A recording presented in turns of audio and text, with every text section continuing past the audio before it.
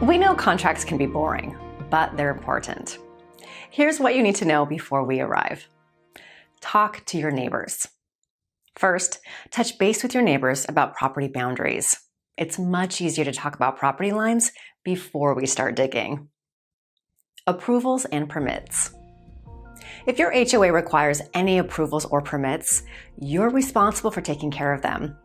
You're also responsible for any city permits that may be required. If you have questions, reach out to your sales rep. Property boundaries. You're also responsible for marking your property boundaries. If you aren't sure where your property ends, hire a professional surveyor to mark your corners before we arrive. Oh, and we'll need access to a power outlet and an exterior hose bib. No hose needed. We can bring our own. Public utility lines. Valleywide will contact a utility locating service to mark public utility lines, like phone, power, and gas. It rarely happens, but if your fence layout interferes with public lines, we may need to adjust the design. If you request to keep the same layout against our recommendations, you'll be responsible for any damage caused. Private utility lines. Public utility locators, like Blue Stakes, don't know where your private utility lines are. Before we arrive, please mark anything that could be damaged during the project. Sprinkler and irrigation lines, TV or internet wiring, French drains, landscape lighting, and any privately installed electric, gas, or water lines to garages, shops, pools, and so on. Scheduling. Once your order is placed, we will reach out within about 24 to 48 hours. We'll confirm the order and provide you with a general time frame in which you can expect the project to begin.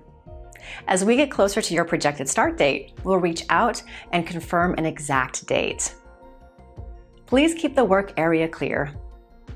During installation, please keep pets and children away from the work area so our crew can work safely and efficiently.